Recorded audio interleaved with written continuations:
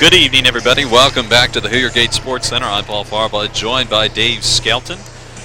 IPFW Men's Basketball Division 2 coming up. Got a good one for you tonight. Think so anyway. IPFW 4-7 against 9-1 Kentucky Wesleyan. And Dave, this Kentucky Wesleyan team looking pretty good until last Thursday. They went against a good team from St. Joe, and outcome not in their favor. Well, as is always the case, Kentucky Wesleyan is one of the top-notch basketball teams in Division II in the NCAA, year in and year out. And last week's loss at home there in Kentucky Wesleyan to St. Joe, though, was not really a big surprise because St. Joe is a very good ball club this year. That win for St. Joe, a 79-60 win over Kentucky Wesleyan. That dropped Kentucky Wesleyan from number 4 in the rankings to number 10. They come in here tonight, they're missing their leading scorer. Yeah, it's a day-to-day thing with Willis Cheney. He's got a deep thigh bruise, and as it turned out today when they had their shoot-around, he just could not go. So they'll be starting a younger player tonight in his place, number 00, Chris Kemp. Chris Kemp instead comes in at averaging over, well, I shouldn't say over because it's only .7 a game. And they give up 15-7 a game with Willis Cheney out. And for the players, though, in double figures, Jason Itutis comes in at 13-2, Raphael Young, Herb Arneson in at 10-6, and Carlos Skinner in at 10-2. IPFW trying to get back on track, 4-7 as we mentioned. Got a win against Ashland. First time in a long time they won there. 87-85, Lamb Bullard last second shot. They're still looking for a team chemistry, and that might come as soon as they get the point guard position resolved. Russ Marcinek going to get the call tonight. And in talking with the IPFW coaches this afternoon, they felt that they got the best performance from the team at Ashland. Best performance of the season. Execution, they said, was at the point where it needs to be and needed to be earlier, but now that they found it, they're hoping they can keep it. 5 players for IPFW in double figures, led by Shane Gibson at 12-2. Lamb Bullard in at 12-1, and his average is rising, 30 points in each of the last 2 games. Scott Fonestock in at 12 a game. He's going to probably come off the bench tonight. Jason Burkhart looking for his start. He's coming in at only 4 points a game. So IPFW looking to get back in the winning column. They're going to have to do it against some good teams because Southern Indiana is also in this week, Saturday, and a very tough win. They are also ranked in the top 20. That's right, and it's going to be an interesting season. At least one thing is in our favor, Paul. This is the first time ever that IPFW has played Kentucky Wesleyan when the winning streak is an IPFW winning streak. Be it one game, it's a winning streak. But about a year ago, IPFW knocked off Kentucky Wesleyan here in the Gate Sports Center and went on to win the Great Lakes Valley Conference Championship. Well, Lamb Bullard earned Player of the Week honors last week for the Great Lakes Valley Conference. He had 35 rather in Huntington, and then 25 against Ashland. But those 25 all came in the second half. They're going to need him tonight to fill it up from the outside. He can't shoot it from outside. Yeah, Land is recovering very nicely from a knee injury that kind of slowed him down a little bit at the beginning of the season, but he is now going full speed. Good crowd here tonight, Dave, and as always, Kentucky Wesleyan bringing some people up with them. Yeah, they bring that busload of people that probably hasn't missed a game home or away for other than sickness in years and years. Kentucky Wesleyan has won 6 national championships in Division II, the latest being in 1990. They also won one in 1987. So a lot of tradition on their side. Used to have a man by the name of Chapman, coach, the father of Rex Chapman. Now they have a man named Wayne Boldinghouse, and he won, I believe, in 1990. He was there. So we're going to take a break right now and go down to the floor to Eric Agnew, the public address announcer, for the starting lineup. First, Kentucky Wesleyan. Mastodons! Now would you please rise and join in singing as we play our national anthem. You could learn a lot from a dummy. Buckle your safety belt. mental illness. We fear it. We laugh at it. This guy's lost his We mind. scorn it. Lost his wig. We think it's shameful. But these are misunderstandings. Misunderstandings that will fade away if we see mental illness for what it really is. A medical disease. A disease that can be treated if you just know where to turn. For an informative booklet, call the American Mental Health Fund. Excuse me, ma'am, can you help us? I'm sorry. Sir, please help our brother. Ma'am, we need some blood for our brother. Please. I'm sorry, I can't help you. Sir? Please, ma'am. Oh, not now, baby. Our brother really needs blood. Can you help us? Imagine if you had to ask for blood to save the life of someone you love. Next time the American Red Cross asks, give blood, please.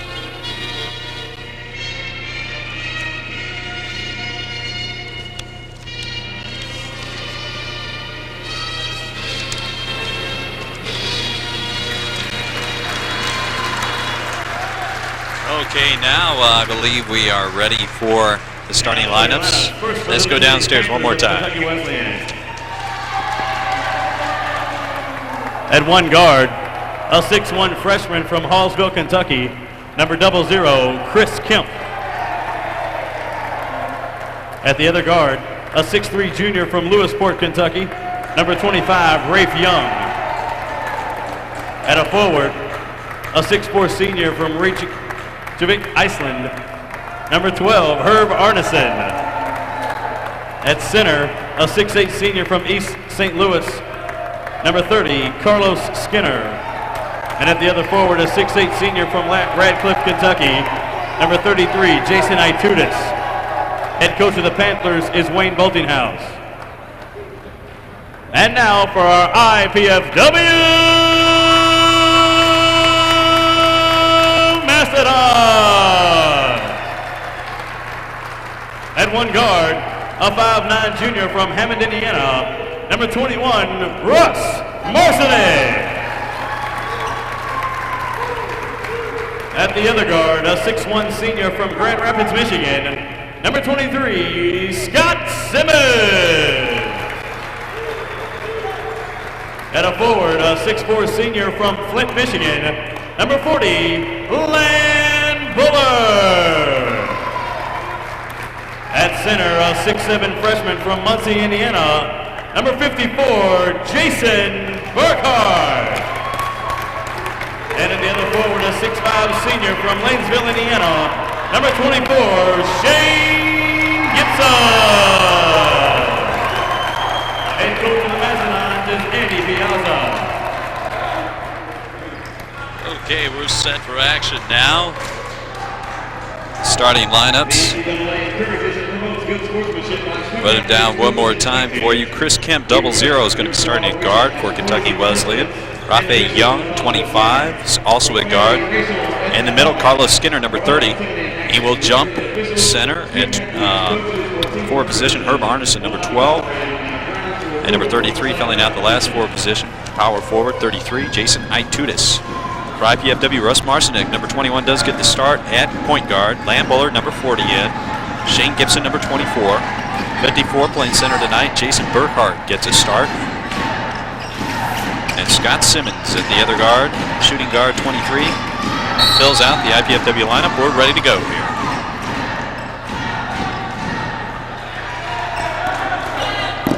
This is Young. Outside, IPFW comes out in a man. This is Simmons now on Arneson. Inside, looks like. And that's a three to start the contest out. Give it to Arneson.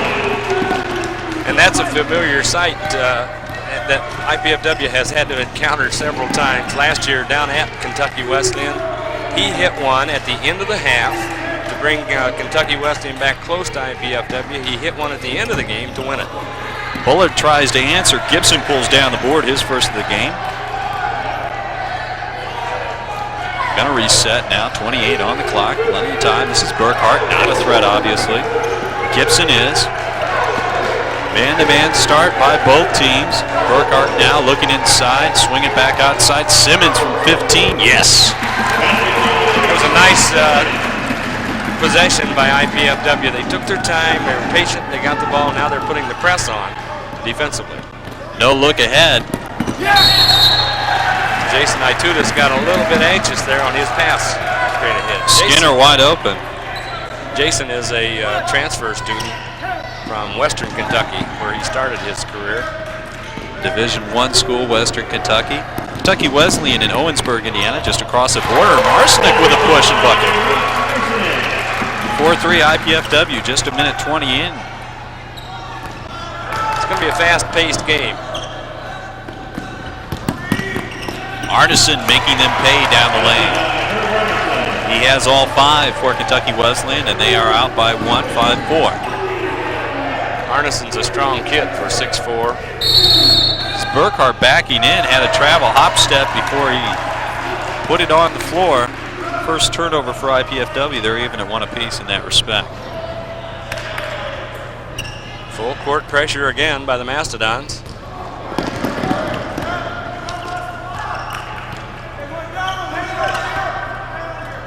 Chris Kemp out at the top of the key. This is Kemp now working on Marcinek, has a height advantage, 4 inches inside. Itutis with the inside bucket. If they make it that easy on Itutis, he's going to light him up all night. I think he will. The defense on the backside was not there to help that time. Boy, Simmons off to a fast start. That's a 3. Knots it at 7.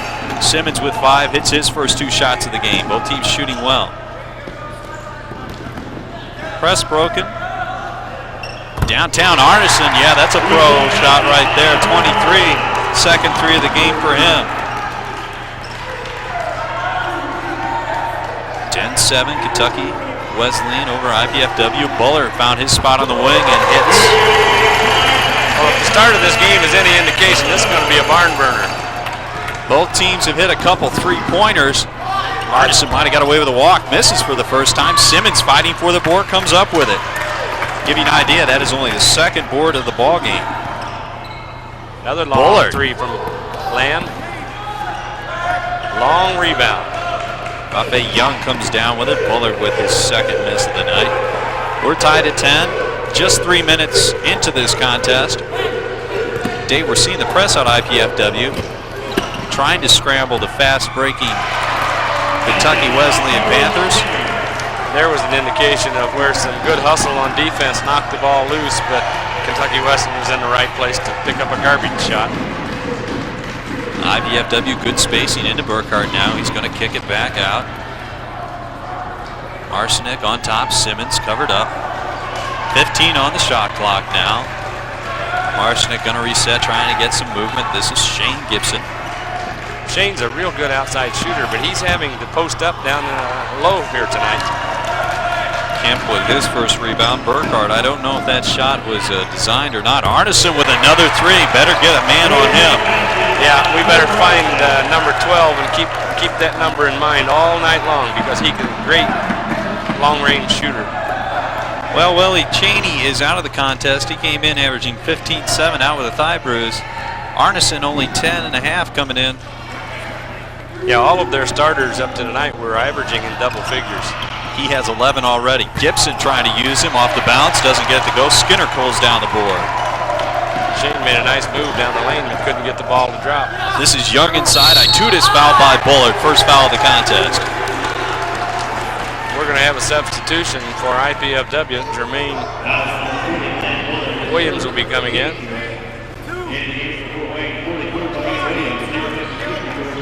Jason Burkhart gets a rest.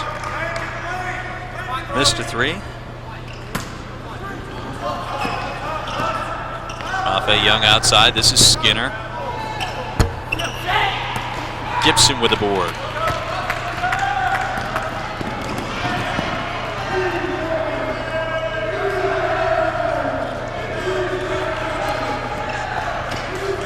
Kentucky Wesleyan taking the defense out to the 3-point arc. This is Gibson working on his man with the force. No, doesn't go. Skinner with the board. Almost got the shooter's roll on that bounce.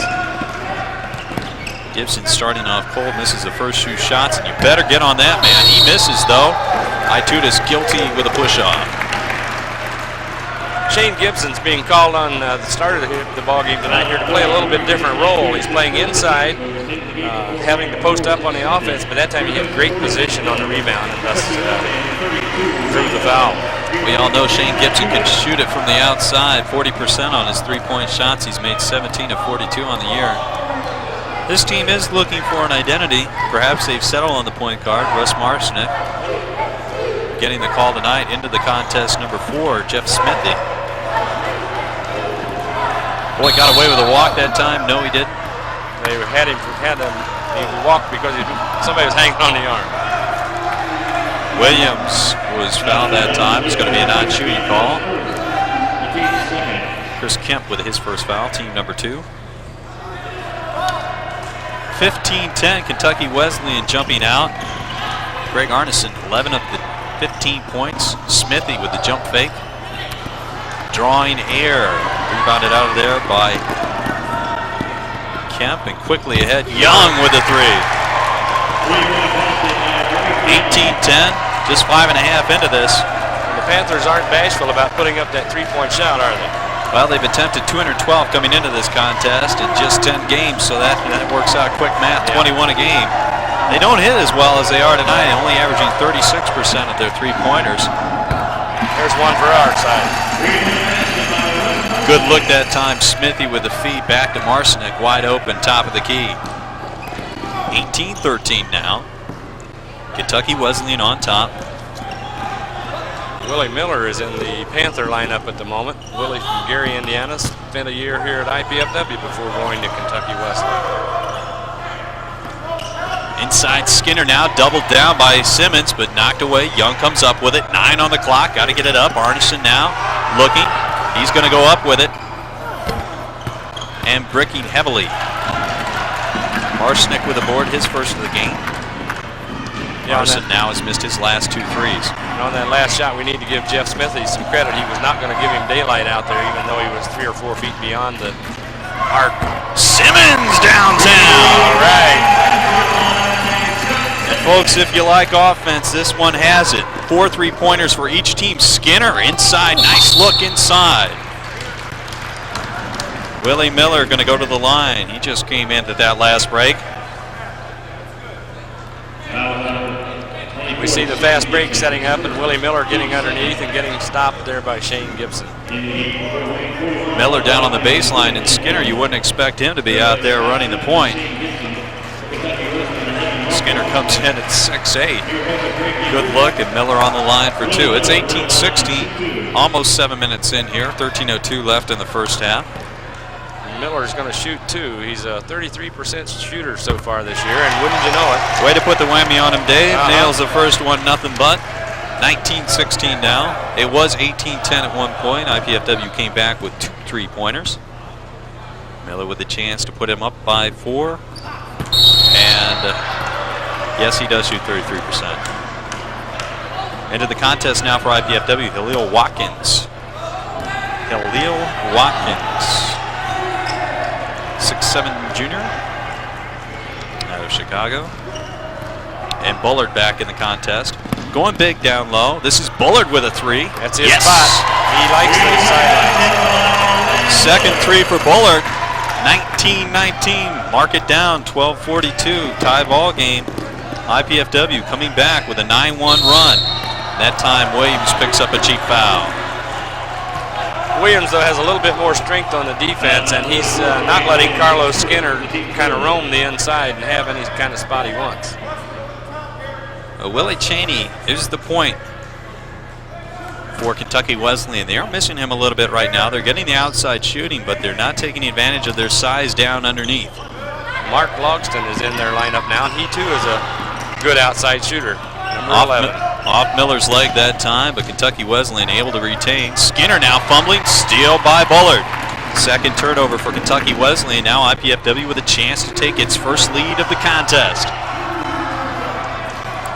Fast-paced ball game. A lot of threes, 9 3-pointers thus far. IPFW with 5. That time bad pass forced that time by Smithy. On the break, 3-on-2. Kemp to Arneson on the bounce.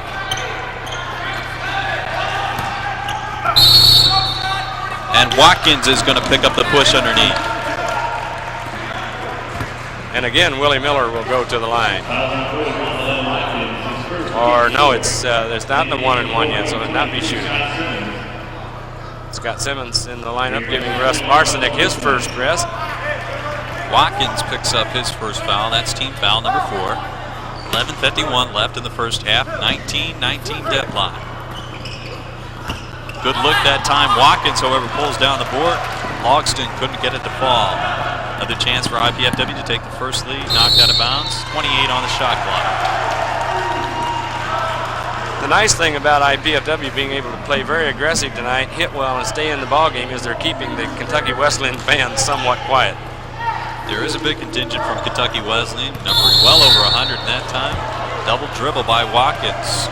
Second turnover for IPFW. They cannot afford to do that if they want to stay in with this Kentucky Wesleyan team. You're absolutely right. Got to minimize those turnovers. One of the big guns for Kentucky Wesleyan early on, Herb Arneson, has been held scoreless these last 7 minutes. Big board swooping in that time. Williams. And Jermaine had great position that time on Carlos Skinner. This is Bullard one-on-one, thinking about it. Once down inside, Watkins double team spin. No. Williams with a follow. Watkins can't get it to fall. 2 good offensive chances. Yeah, can't fault the effort. The ball just didn't go in the hoop. Both teams now, it seems whoever's going to get a few buckets here might be able to take control of the game. And Watkins with his second foul that time on Logston. And Logston that time just kind of hung around the baseline. We'll see a replay here this time as he was playing the baseline, got the foul right underneath the basket. Good look that time. Simmons has got to pressure the point out there. Had a clear look. Logston was free along the baseline. No contest. Gibson free throws as a result. Gibson and Marcinek back in the lineup for IPFW after a brief rest. Number 23, Kenny Green in the game for Kentucky Wesleyan. Number 44, Peter Van Altena. Dave, he's from Holland. He's 6'9", sophomore. Big kid. He's been playing pretty well for them.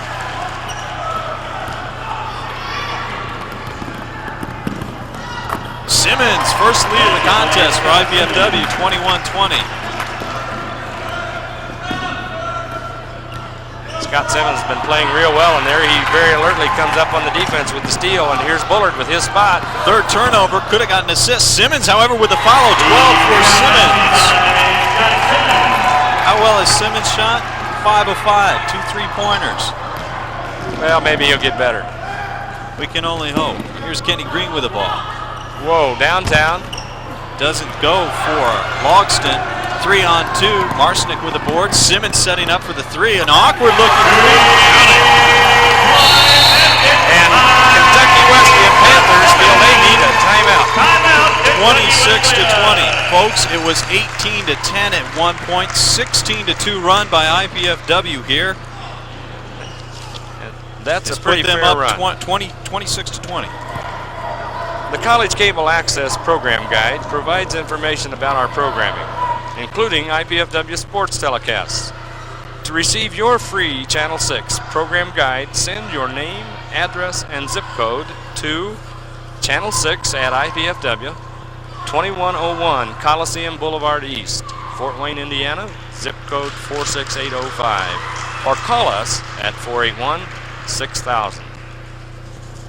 10-17 left here in the first half. Quite a run, 16-2. IPFW to jump out now to a 6-point lead.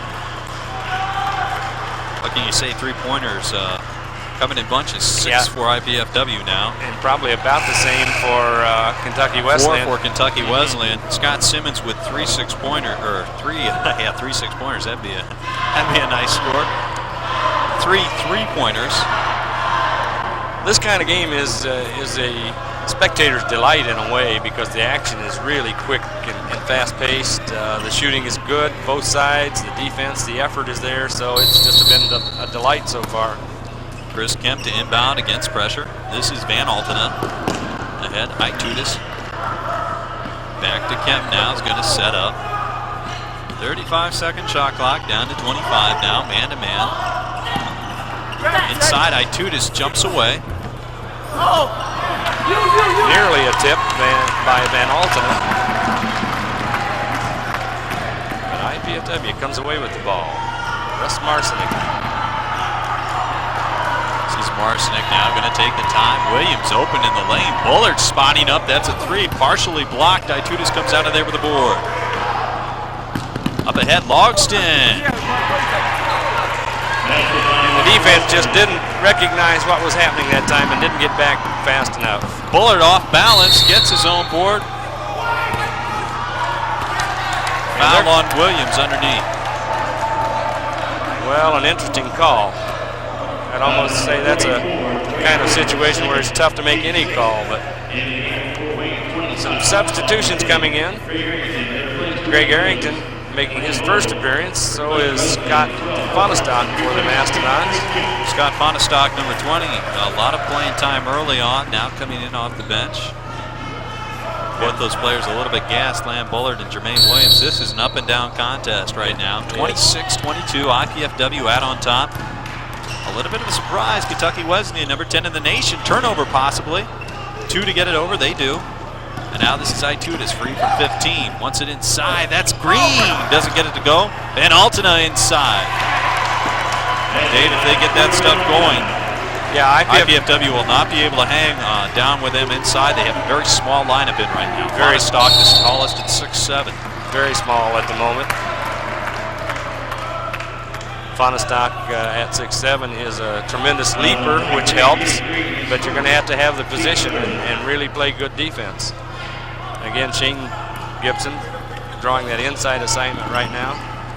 That was Kenny Green's first foul. That is only the third foul on Kentucky Wesleyan, and we're more than halfway through this first half. 26-24 count, IPFW. Looking for scoring inside. Tough pass that time. Itutis reached around Fonestock, and on the break, here we come. Kentucky Wesleyan got away with a walk. Logston hits a 2. And here they come back, 26 all. Simmons, 15 points, spots up. Arrington free for the 3. The offensive set at the moment for the Mastodons, they're not getting very good position other than the shooter. Pick and roll that time, worked to perfection. Van Altena, his second bucket of the game, 4 for him, and now it's a 2-point lead, 28-26, Kentucky Wesleyan. Wesleyan has about the biggest lineup they can put in right now, and IPFW has about the smallest. Working the ball side to side. They want to get it down on the block. Fonestock being double teamed down there. Kenny Green laying off Arrington. Now Arrington working baseline against a double. Kenny Green, his second foul of the contest. Nice recognition by Shane Gibson that time to see Arrington open underneath and hit him with a good pass. We see a replay here as Arrington is loose, and yeah, he probably got hammered by a couple of players. Wayne Boldinghouse, the Kentucky Wesleyan coach, up off the bench. Couldn't understand why Green overplayed that time, the back door. Arrington sold a fake. The sideline, then went back to the basket. Green, his second foul, team foul number 4. Young getting ready to check back into the Wesleyan lineup. Arrington didn't look very relaxed as he was about to prepare for that shot. Something was a little out of sync. We see if he gets a little more relaxed on this one. Rafe Young in the contest for Green. A little smoother that attempt. A little smoother, but a little hard off the back of the iron. Van Altena trying to work inside to Itutis. Simmons saves off Shane Gibson. Well, it was about as good an effort as he could come up with, though. There wasn't much way he was going to really save it. He tried to bounce it off of Itutis. He got the wrong guy. Dave, I really believe it's a mistake if IPFW wants to run with these guys 40 minutes. They are getting into Kentucky Wesleyan's tempo right now. Van Altena, good-looking move inside. Fonestock hanging on. Yeah, and that time Scott didn't move his feet and just tried to reach out and stop the ball. And 9 times out of 10, that'll get you in trouble defensively. One thing you might want to watch, Kentucky Wesleyan really moves on the offense, sets the screens, and then they roll their big men to the basket. Van Altena, good-looking ball player, 6'9". Only a sophomore. Lanmere Holland.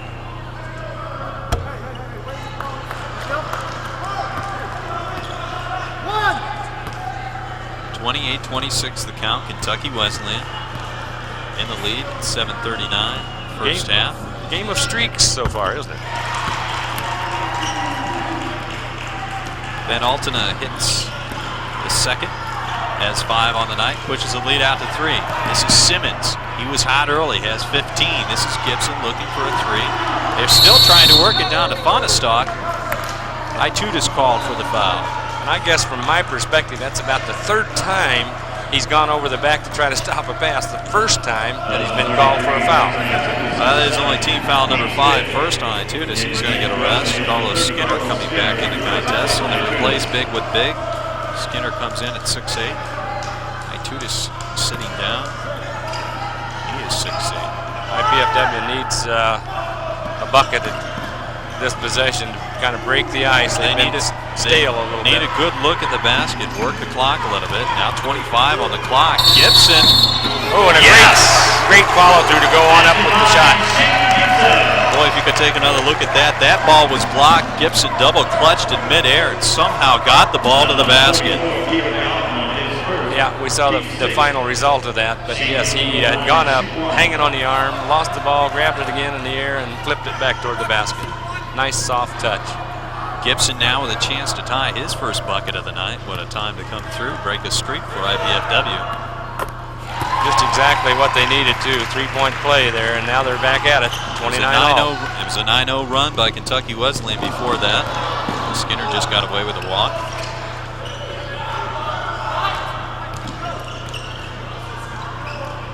And Alton and Fonestock. And again, Scott trying to play defense with his hands rather than his feet. I believe that came from the IPFW bench. Someone saying, move your feet. The inflection on move. Yes. Absolutely. Fonestock going to have a rest now. That's his second foul. Jason Burkhart back in the game. He started for IPFW. Van Altena on the line, 1-1. Last time up there, Peter was 1 for 2. Let's see what he does this time.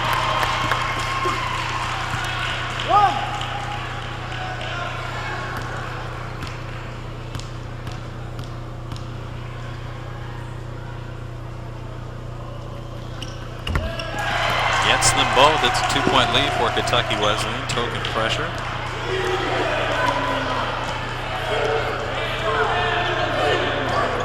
Russ Martinek now trying to crank up the IPFW offense again. They're working a double stack down on the block. Freeing Simmons. 3-point basket by Scott Simmons. Yeah. Number 30, Carlos Skinner got a little anxious, stepped forward, hit the inbounds line, and once you do that, you can't go back. Simmons gives IPFW a lead, 32-31. That's the 5th turnover for Kentucky Wesleyan. Simmons with 18. Boy, they got to get a man on him. He's filling it up. Dave, I don't have him missing from the field yet. 8 of 8. We'll have to check that at halftime and get the official stats. 20 points. You may want to add another line on your scorebook, too, before the night's over. Yes, I am running out of space right now. Kind of figure that they're going to put some type of defense to double team that man. But it's the same kind of thing as we see here, the foul. Saw the tail end of the play. Jason Burkhart drawing the foul. Mark Logston. Burkhart picks up his first foul. IPFW with 19 fouls. Next foul will put Kentucky Wesleyan in a situation where 2 free throws are forthcoming every time they step to the line. Logston is a hometown boy for Kentucky Wesleyan, having grown up there right there in Owensboro, Kentucky. Gets the second as well. And it's a 1-point lead for IPFW. 6:27 left. And Chris Kemp replaces Mark Logston in the lineup. They're keeping fresh guards out there at the point. What a first half by Scott Simmons. 20 points, 4 3-pointers. I have him for 8 for 8. We'll check on that. He's working right now. They're still in a single team trying to ISO him on the other side of the floor. This is Marcinek. He's looking to get it to him. Here he is. Arneson is on him. Yeah, and Harrington, good look on the baseline. Young blocks it. Arrington stays with it. Burkhart working the board. Skinner saves it to Aronson. Arneson, rather. And they finally made a traveling call. Opstead that time by Chris Kemp. 6th turnover for Kentucky Wesleyan. It's been a fast-paced game. 34-33 the count, IPFW. Marsnick walking the dog up the court now. And I think Herb Arneson has had one instruction, and that is find that white uniform with the number 23 on it and stay right there. One positive thing about that, Herb Arneson came out and stroked for 11 points right off the bat. That's right. So perhaps maybe he'll concentrate on the defense. Doesn't go. Gibson with the follow inside. Fake gets Skinner airborne in the bucket. Great inside play. Great inside play. First to get the rebound and then to be able to fake and get the shot up. Now this team is starting to click a little bit right now. This starting five. Burkhart, that's a pretty good foul. Van Altena was going to the rim strong, had an open layup, make him earn him. And as a matter of fact, it was. We'll see on the replay here. I think that it's pretty close to a good play by Jason. He got him down low with one hand, then stopped the ball with the other. Made sure that Van Altena was not going to get that ball to the orange. He is 3 of 4 from the line. Nice shooter's roll on that one. You get the bounce off the front rim. Yeah. I'd still rather see him have to get his 2 from 15 feet away rather than 2 feet away. But he got him. That cuts the lead to 1. Lamb Bullard coming in for Arrington. And with 5 minutes to go in the first half, we've got a tremendous one going. 36-35, IPFW clinging to a 1-point lead. Starting 5 back out on the court for IPFW here at the 5-minute mark. Arsenic with the ball. Simmons setting the screen. They look for him down underneath. Kentucky Wesleyan still in a man-to-man, and Gibson starting to find it. And the fact that he's had to play inside now means he's got a big man on him, and when he draws Peter Van Altena out away from the basket, he can get his 3-point shot. Gibson, a much quicker player, 6'4", 6'5", against a 6'9" Van Altena. The trade-off is at the other end of the floor. Constant movement now by Kentucky Wesleyan. 15 on the clock. This is Kemp looking for Skinner inside. The switch. Gibson had him. Altena loose.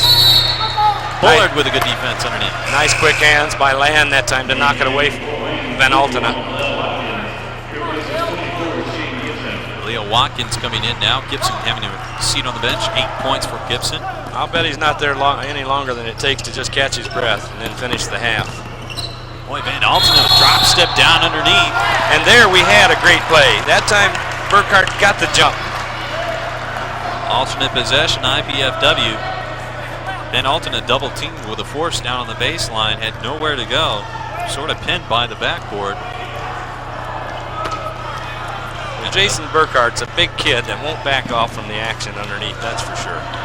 Well, that's Burkhart's primary job. He doesn't come in here scoring a lot of points. Going to have a hold on Leo Watkins. That is number 3 on Watkins. And we're going to go down and shoot free throws at the other end. Yeah, and that's too bad because Scotty Simmons came off that pick and drilled another one. Scott Fonestock will replace Hillel Watkins. Watkins sits down with 3 fouls. Fonestock back in. He has to be careful. He has 2. Hillel didn't have a time to work up a sweat that time into the ball game. Herb Arneson has been quiet. He scored 11 points in the first 4 minutes, has not scored since. Well, you know that's not going to stay that quiet that long, so he's back in it.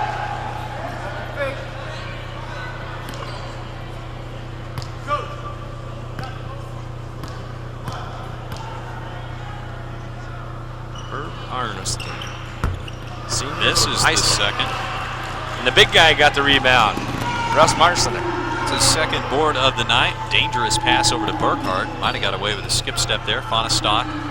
I don't think Scott's going to be too effective down on the post. He's got a couple bigger players on him right now. He's not looking at the basket. This is Simmons. Had the swing at the Bullard, but Bullard dropped down inside, and Simmons had nowhere to go. Couldn't hold his position. Jermaine Williams, number 44 in the contest now. Burkhart going to get a rest. He's hustled. He's done what he needs to do. He's going to go over and see trainer Nick Gale. I think he got a bump down there on the leg somewhere. He's kind of rubbing that upper thigh. 8th turnover for Kentucky Wesleyan. Simmons in the air. Great pass. Bullard.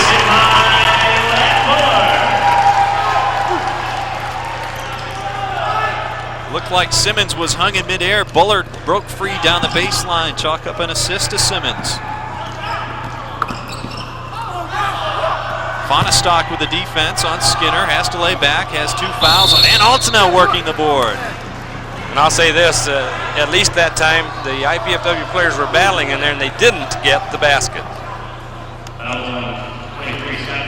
Peter Van Altena goes back to where he's been fairly successful here in the first half, to the free throw line. Simmons picks up his first foul. 3:07 left in the contest. It's a 41-36 count. Van Altena on the line for 2. That time he had the soft shot, but not quite enough on it. He may be getting a little tired. It's been a fast pace, up and down. We'll run down the stats for you after halftime. We especially want to check on what Scott Simmons is doing from the field. He's been quiet the last 4 minutes. Has 20 points.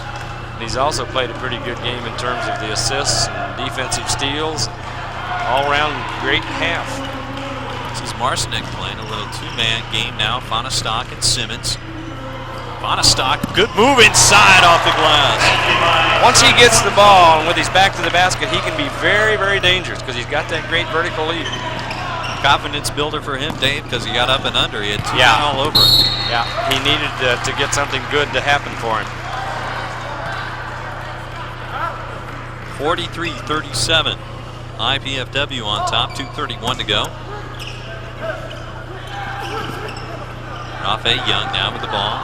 Over to Chris Kemp. IPFW is now in a very sticky man-to-man defense.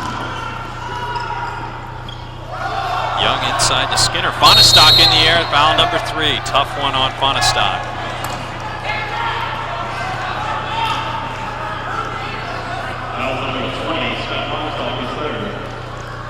We'll see here, Scott gets up in the air. How much contact was made?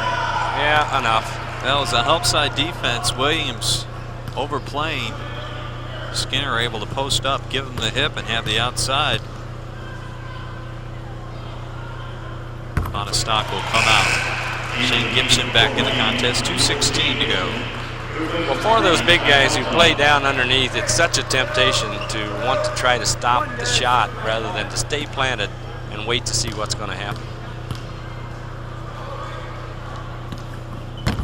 Skinner gets the second to fall, and I look for IPFW here to run some clock, look for the good shot. 35-second shot clock, just over 2 minutes to go here in the first half. Williams outside, Marcinick, Simmons. I would think one exception to that rule would be Simmons. If he has an open shot, go ahead. Although I think you hit the nail on the head. They're working the ball very nicely right now, and they're getting the shot they want. There you go. Boy, we're going to have to check on that. 5 3-pointers for Scott Simmons, 23 in the first half. He's going crazy, folks. 46-39. He's getting gas, too. Man-to-man, someone's wide open. It's Arneson. Going to reset now. 20 on the shot clock for Wesleyan. Yeah, I think both teams are going to be glad to see halftime come where they can catch their breath. Land Bullard now. Arneson trying to use him off the dribble. Kemp inside. Van Altena. Good spin move off the glass. This man is impressive. Yeah, he really is. He's come off the bench and really given the Panthers a big boost. Good post-up player. High off the rim. Doesn't go. Simmons comes out of there with a Bullard miss. Time to reset. Marcinick's going to hold the ball. 1 minute left, 30 on the shot clock. Good decision to pull that ball back out rather than to push it back in right away. We've got plenty of time on the shot clock. Still have 20 seconds. This is Bullard. Simmons now. 46-41 IPFW. 12 on the shot clock. Bullard outside looking for Williams. Now they're going to go to the offense. Marcinick off the bounce. Bullard, 3 on the way. Yes! Can't do it much better than that. You just can't do it much better than that. 4 on the shot clock. Bullard goes up and hits the 3. Last shot coming for Kentucky Wesleyan, 16. That's also on the big clock. Probably a good decision on their part. They'll be no worse than 8 points down and maybe 5, and that's an air ball, and he may have taken it just a bit quickly.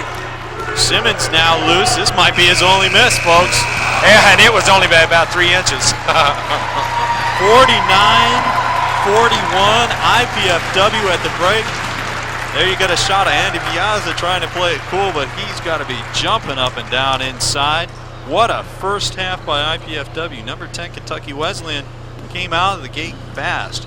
Had an 18-10 lead at one point. IPFW then went on a 16-2 run. Kentucky Wesleyan right back with a 9-0 run, Dave, and Scott Simmons just taking over from there. Yeah, I think it really speaks well for the Mastodons in this first half, because when you said Kentucky Wesleyan came out fast and had a nice little lead early, and that's a time when a struggling team could fold, but they didn't fold. They hung in there, and boy, did they do the job. We're going to take a timeout right now. We'll be back on the other side. We'll check the stats for you when we do come back. 15-minute halftime break. Stick around. This one is entertaining. Should be more in the second half.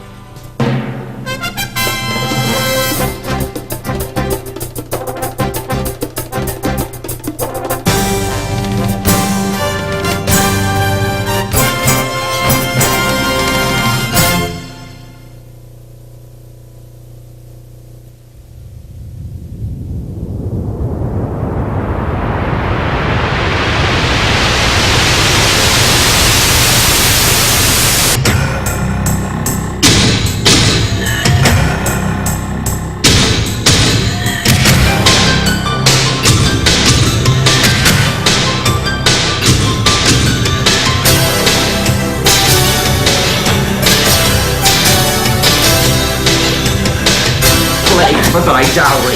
Critical value.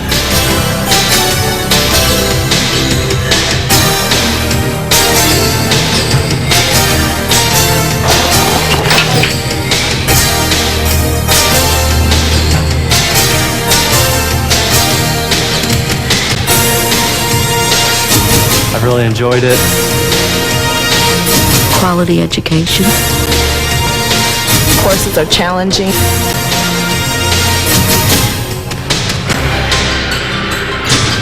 There's really a good quality work here. The campus in the fall, I think, is really nice. It's a nice place to sit out and relax, maybe during a lunch hour or any time after classes.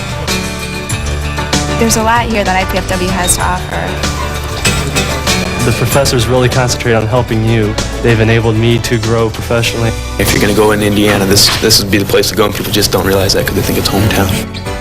Many of the professors here at IPFW have gained both national and international recognition through their teachings. I know a lot of people say that if you go to a small campus that you won't be able to find a good job, but I've been interviewed with General Motors, and they chose myself and another girl from IPFW, and that gives me great confidence in this school. Yes. Welcome to the weather report. Skies are going to be clear, the temps are going to be nice. Let's take a look at tomorrow. We can see how the system moves. We are very fortunate at IPFW to have a music therapy program. We have a career service area that finds employment for students, sometimes career-related while they're in school and after they graduate and after they become alumni. We have multicultural services, special services for African American students, for Hispanic students. We have a Women and Returning Adult Center for our large returning adult student population. So basically, I know everybody in this lounge. I could say Chinese, Japanese, Korean. The Office of Multicultural Services provides personal counseling, academic counseling, and also cultural heritage programs primarily geared for African American students and Hispanic students, and also any other student on the IPFW campus who would like to take advantage of our services.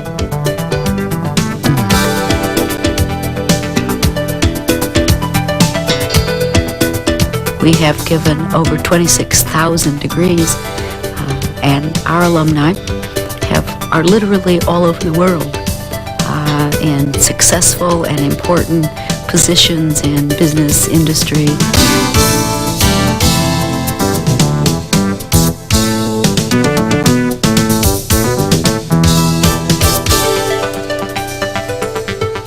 Oh, good question. For example, and these two go together. Now think about that argument, especially from our perspective today with our concern with the environment. Which is better? We had some kind of patent infringement case. We thought somebody was infringing upon our patent.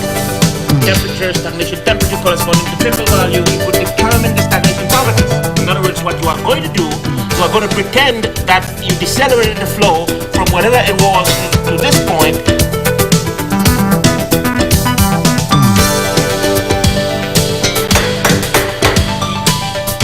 I never gave you aught.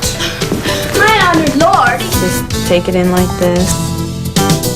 How do I care for this child? And that transition from what's taught in the classroom to what is actual reality of putting it into practice and hands-on doing procedures. Okay, how would I decide now, for example, how big a drop of water was? The way it was conducted in the district court, they said, was a summary judgment. It left two unresolved issues of fact. What were those? Somebody tell me. The Honors Program offers courses for talented and motivated students who graduate in the upper 10% of their high school classes and have above average SAT scores. These are small enrollment classes taught by selected faculty members. I had a favorite professor that was very knowledgeable. I know he knew a lot about his field, and it really helped me to understand through personal stories he had. We try to know as many students as we possibly can by their first name and really develop long-term relationships over the 4 years that they are here and even beyond. A student that would be interested in attending IPFW would have a full range of companies to consider at the time of graduation. Yeah, I just accepted a job in Denver, Colorado with one of the largest Big Six firms, a public accounting firm. Recent recruiters here include IBM, Xerox. The professors here really helped me through my interview process. I knew I wanted to relocate. Not only the local companies are involved in recruiting the students, but companies throughout the United States. Helped me land one of the most desired jobs in America. I myself and many people I know also work while going to school. Over 90% of our students are employed. Although I live outside of Fort Wayne, it's still real close and convenient for me to come to school and then directly to work. It only takes me about approximately 15 minutes. We also have co-op, and the co-op program is an alternating program whereby the student goes to school for a semester and then works for a semester. But the marvelous thing about it is that you are 80% guaranteed of employment upon graduation. The Financial Aid Office assists students and their families in securing financial assistance to attend college. Financial aid is available in the form of grants, scholarships, educational loans, and employment.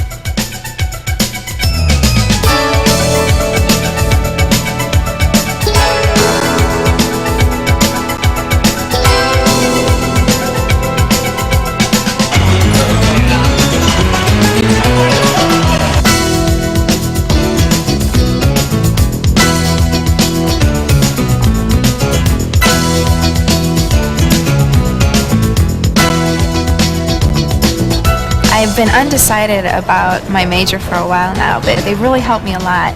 Helped me to discover new careers and check into them, get ideas on them. I really appreciate that. They've really done a lot for me in that aspect.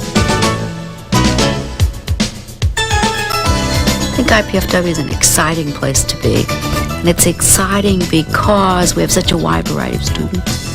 I think we have appeal for many students. We offer quality education.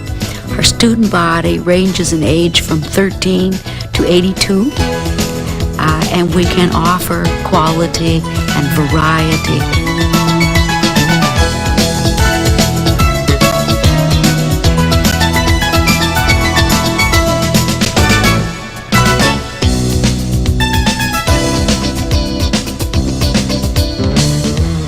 The possibilities are endless. The opportunities are here for you. Won't you come and look at the opportunities and explore the possibilities and become a part of Indiana Purdue at Fort Wayne.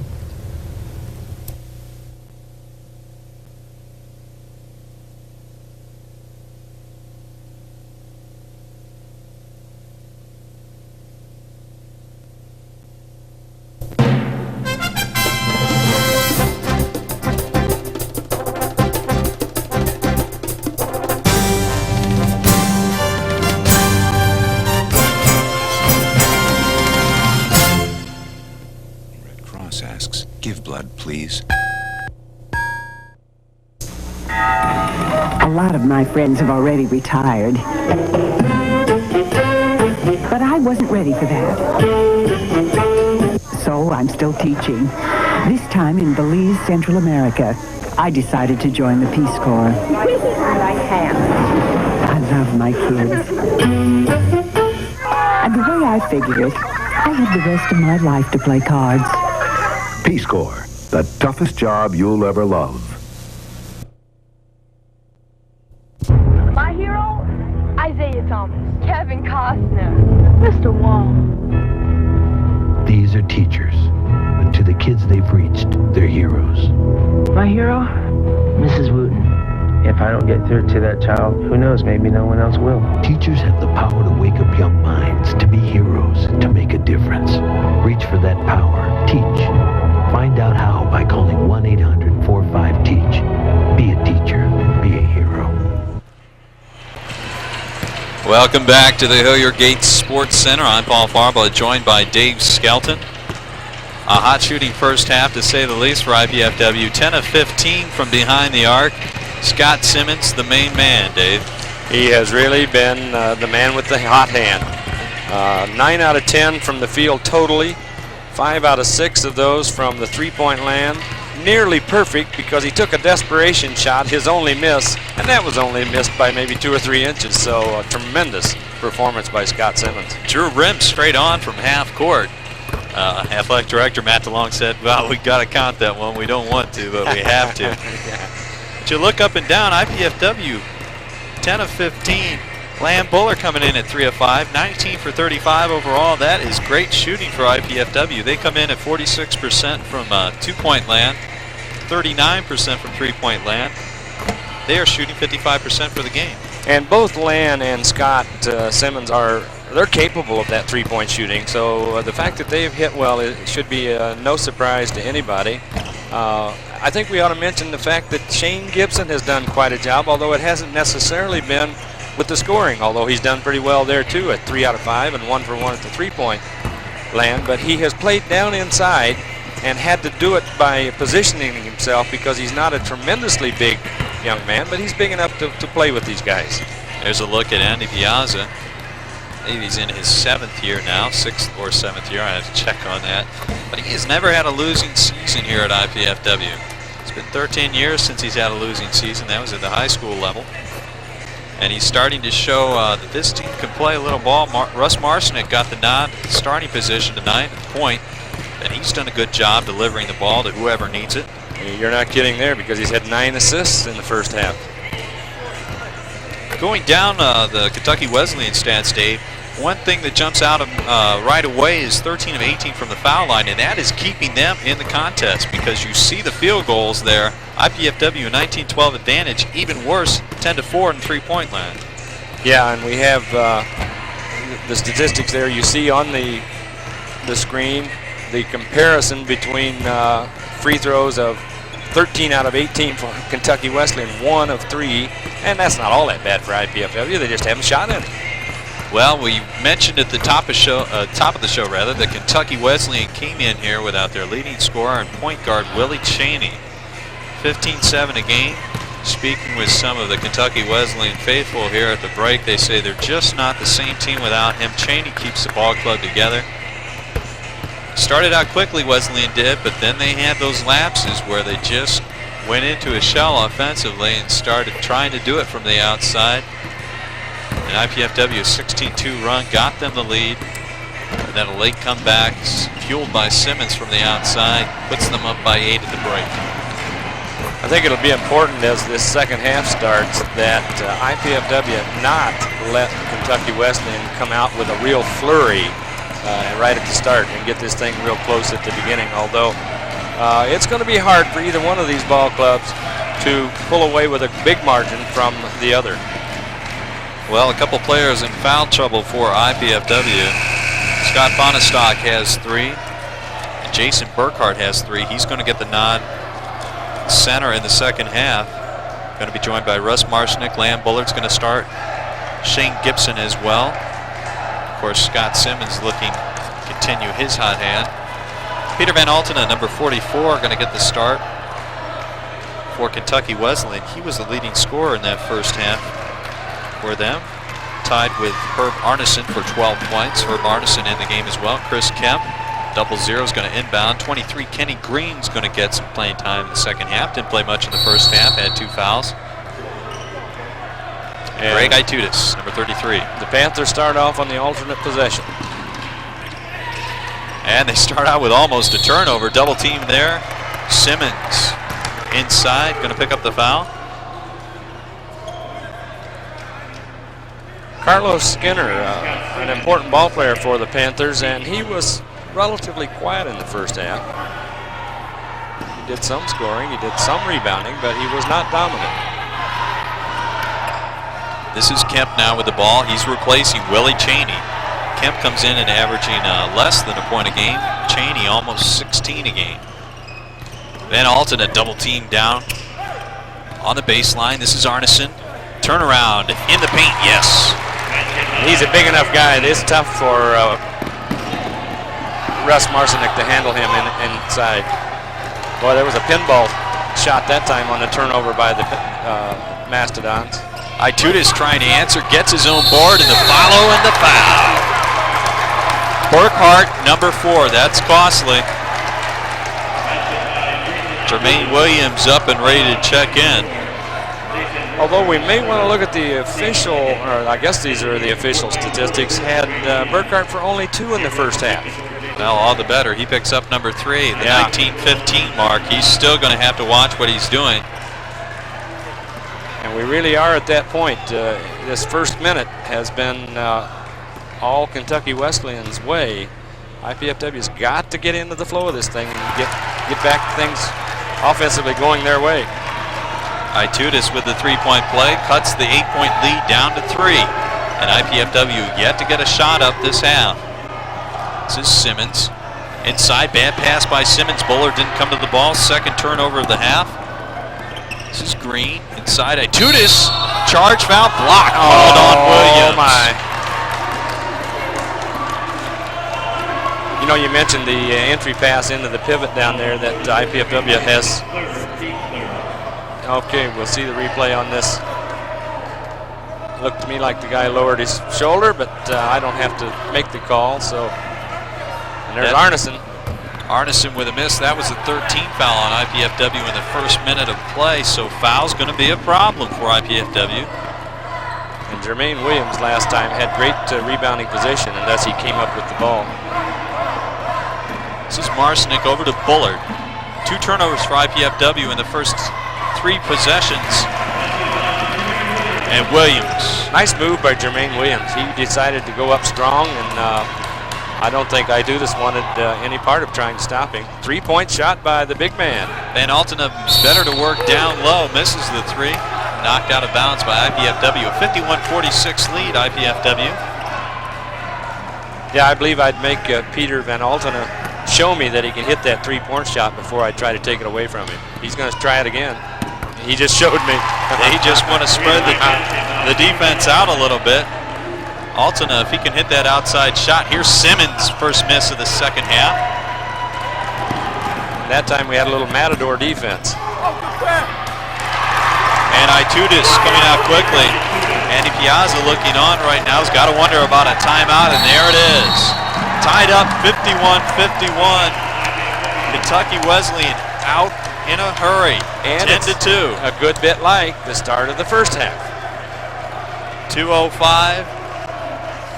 And it's 11-2 run. Channel 6 is now accepting applications for underwriting and televising of IPFW sports events and other programs. More information about how your business or organization can utilize this opportunity, call the Channel 6 office during business hours, 481-6000, the number. And you want to stay tuned for that. There's a lot more basketball coming up this season. The women won their 9th straight earlier tonight against Kentucky Wesleyan. They go to 4-0 in the conference. Team looking like they're going to get their act together and maybe take it all the way down to the tournament they were in 2 years ago, Dave. It's a distinct possibility. They have a lot of depth in that squad this year, and everybody that comes in can help and contribute to the ball club, so they're going to be tough to beat. Kentucky Wesleyan men, on the other hand, looking to get back to the tournament. They missed it for the first time in a long time last year. They had won the Division II championship 6 times, last time in 1990 under, it was Ben Chapman, Rex Chapman's father, whatever his first name is. I can't recall right now. Wayne Boldinghouse. Wayne Chapman. Wayne Chapman. Wayne Boldinghouse, the current coach, was an assistant under Chapman. He's taken over the coaching reins after Chapman left in 1990. And Boldinghouse is no stranger to the GLVC because prior to going to Kentucky Wesleyan, he had been the head coach at the University of Southern Indiana for 5 or 6 years. And Southern Indiana, isn't this a neat package? Southern Indiana in here Saturday night, so tie it all together before you get it back to basketball. Marcinek, 51-51. Tie ball game, back out to Simmons. 15 on the clock, Simmons going to reset. Man-to-man, this is Gibson. And lots of good movement on that offense, so something good will happen. They just have to get a shot to fall. Marcinek with 5 on the clock, so got to go. 3. And boy, I don't think Andy drew that up. Andy Piazza, the coach at IPFW, drew that up like that. He gave Burkhart a strange look after Marcinek hit that three-pointer. And I'm sure you're right, but still, I liked the movement that I saw on the offense. They were working, they were going after it, and there they could get a couple of guys over the back. Itutis with a miss, Simmons down with the board. And you have to believe if Kentucky Wesleyan just goes in and pounds the inside, they can take advantage of the smaller IPFW team. Jermaine Williams inside on Itutis. Because Itutis will not stop you once you have the ball inside. Now it looks like Carlos Skinner's coming back in, and he will. That time assist, Simmons. Good look to Williams on the baseline. 56-51 IPFW, 5 straight points. Blocked by Williams inside. Simmons on the floor. Itutis comes up with it. Marcinek with a steal. Oh, great effort. Great effort, both ball clubs. Simmons and the foul on Arneson, and all of a sudden the timeout has got IPFW back and rolling. And that time Arneson knew that he had to do something to slow down this express, so it was a kind of hidden grab. Itutis coming out of the contest. Arneson picks up his 3rd foul. Substitution coming in for IPFW now. Leo Watkins in for Shane Gibson. And Shane visiting Nick Gale. He's going back to the locker room, walking out towards the exit there. Have to get some information on him. Shane played well in the first half. Rafa Young has come back into the Panther lineup.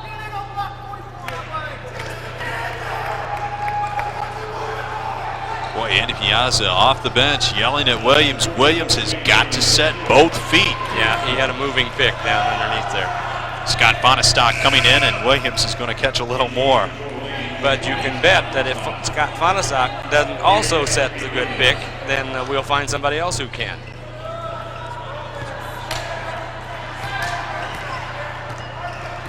Full court pressure again by the Mastodons. Knocked away by Bullard. He's out of position now. Couldn't take advantage of it. Now Young open for the 3. Doesn't go. Fonestock there for the board. Marcinek quickly down the floor. Just 4 minutes into this second half. Fonestock open for the 3. And you may think that's a rarity, but that's not. Scott can hit that outside shot. He's a big kid, but he can hit it. 5 for Fonestock. He looks a little more comfortable on the perimeter than he does down in the block. And IPFW has now reinstated that halftime 8-point lead. 8-0 run by IPFW. They took the timeout. Van Altena down inside. That's where he likes to operate. Hit a 3 earlier, but he is strong down inside. He's got 17.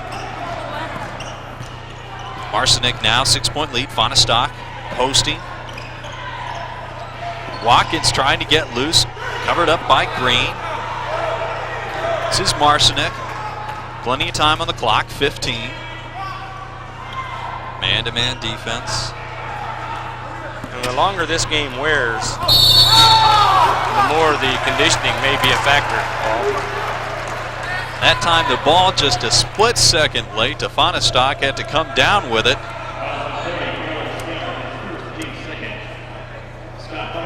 Skinner picks up the foul here. Just enough of the arm of Scott Fonestock. Fonestock rubbed off a double screen that time and got loose. And has 2 free throws. A little short on that first one, which again can be a fatigue factor.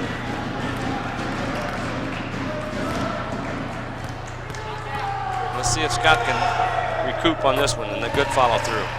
60-53 now. 15:07 left in the second half. IPFW is 7-point lead. And a turnover.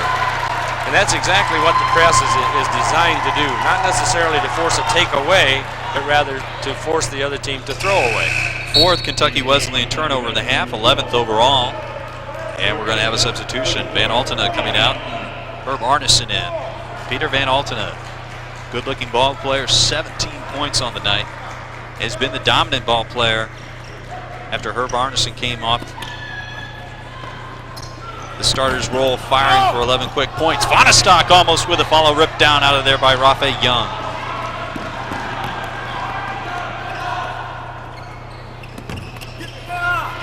Over the back. 3 opportunities, and here we come. Can't get the tough move by Scott Fonestock. Couldn't get the layback. Reverse layup with the right hand, and he's a left-hander, so just a bit off. I just got word from the sideline that Gibson is not hurt.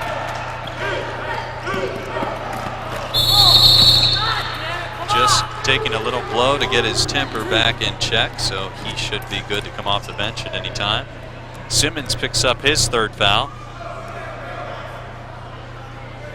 We see that time Carlos Skinner got loose underneath. 3rd foul on Scott Simmons. Simmons has not scored in the second half. He's coming out right now to get a blow. 23 in the first half, though. And he's only taken a couple of shots here in the second half, but he's played tough and played hard on that front end of that pressure defense. Skinner has another coming, 60-54 the count. Skinner has just 5 points on the evening.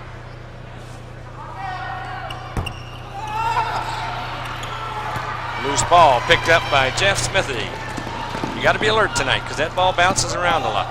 And as we said, Shane Gibson back in the contest. Jeff Smithy as well. A good scoring unit out there right now. Land Bullard in. Fonestock still working the block.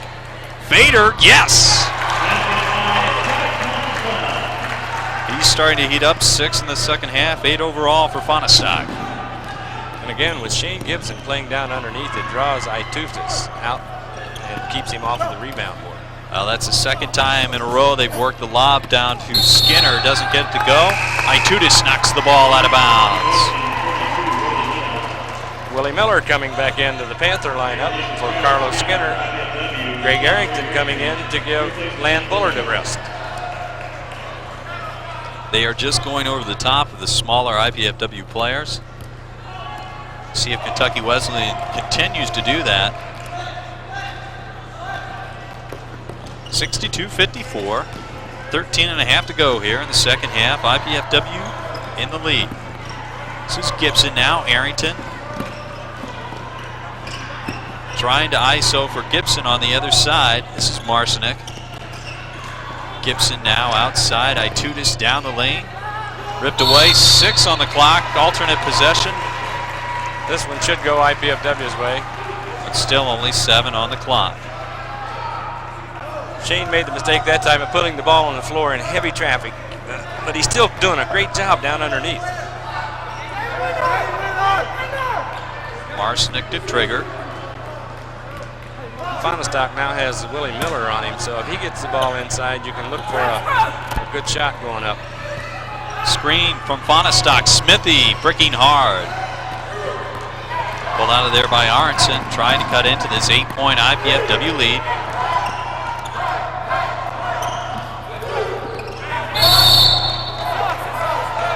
Good defense. They made sure that time that Gray Itufis could not come up with the ball and get a shot on the inside.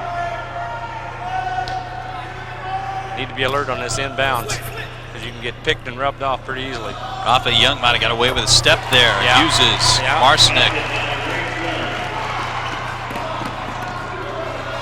I'll say this on the traveling step calls tonight. I think they've been consistent. Both squads sometimes have had that opportunity. Jeff Smithy that time got down inside too tight. Wasn't much he's going to be able to do, include pass off there. What a nice move behind the back and to the orange. Rafe Young, 7 points for him. Second bucket in a row. So Scott Simmons going to come back in. Use this official timeout to get the net untangled. And I think the teams will get a bit of a breather here because they're going to have to go get the ladder to come and unhook the net as it has bounced back up to the top. Here we go, an unidentified gentleman in the pink shirt coming through. Nice breather for IPFW right now. Chance to regain a little momentum, 4 points in a row for Kentucky Wesleyan, and he gets a hand from the crowd. Thank you very much.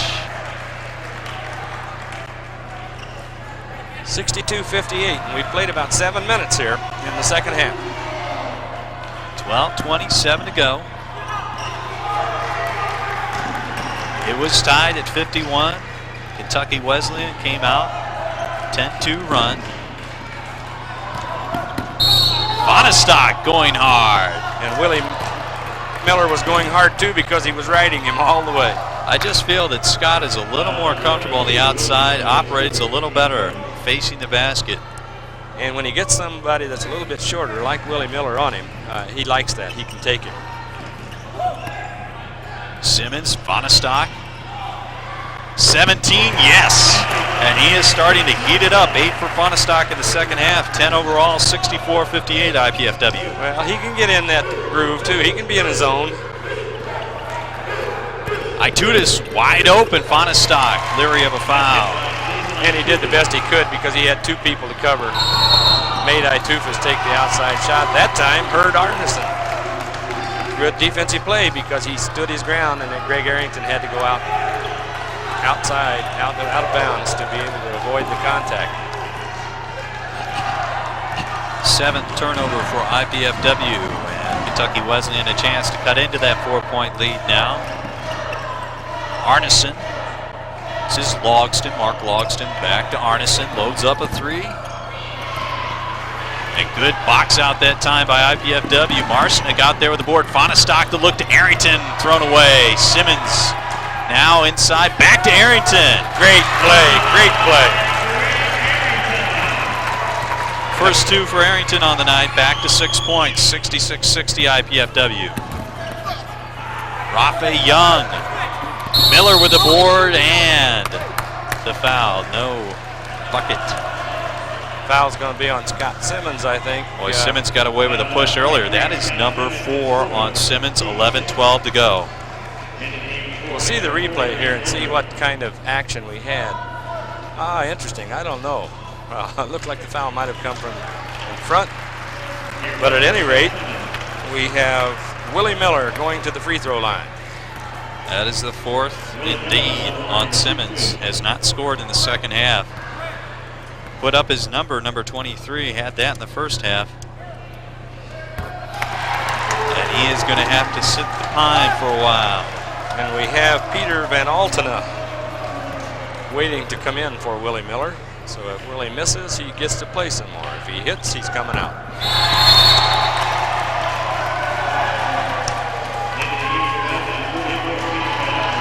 Miller out, has 3 points. But here comes Peter Van Altena, 17 on the evening. He's back in. The size advantage distinctly now working in the Kentucky Wesleyan Panthers' favor.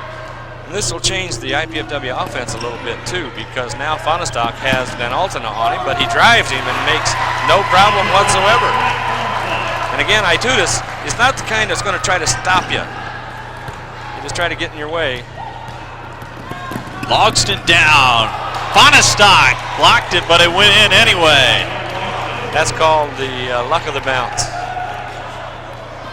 68-64, IPFW in the lead and with the ball nearing the halfway point of the second half. This is Arrington in traffic. Ill-advised shot. Bullard with a follow. It doesn't get any better than that. Land Bullard sky high. Land snaking along the baseline. Got the high rebound. Turns it over. Marsnick. No, Arrington tried to tip. Saves it inside, still alive, and Bullard can't Hey, get all right. Great hustle by Greg Arrington underneath, and he just tipped the ball off of one of the Kentucky Wesleyan Panthers. Leo Watkins ready to come in, but great hustle that time by Lamb Bullard. And I think this timeout is being called with Kentucky Wesleyan. Looks like they need a breather. 10:08 to go. They play a frenetic style, 70-64. IPFW on top right now. Tune in to Channel 6 Saturday, January 15th at 5:30 to watch the University of Southern Indiana play the IPFW Lady Dons for a piece of the GLVC conference. Both teams are undefeated. Then at 8 o'clock, University of Southern Indiana, the men's teams take on the IPFW Mastodons. Catch all the action of IPFW basketball right here on Channel 6. And I think there may be a correction on that start time, 6 o'clock rather than 5:30 for the women's game. I believe you're right. That's the way it was tonight.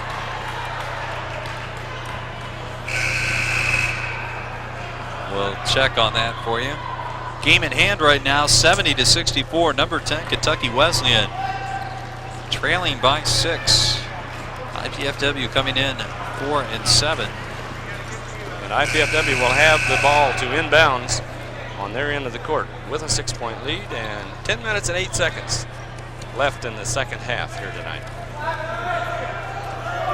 Tremendous ball game. I don't think even these fans who made the long trip up from Owensboro can be too disappointed at this point in time. It's been a good ball game. Scott Fonestock, the leading scorer for IPFW in the second half with 10-12 overall. He is offsetting the 4 fouls on Scott Simmons, who had 23 in the first half for IPFW. Want to work it inside. Bullard, a tough play. Heady play by Bullard. And the shot clock will stay though at 17 because the possession has not changed. Bullard with the force to Fonestock.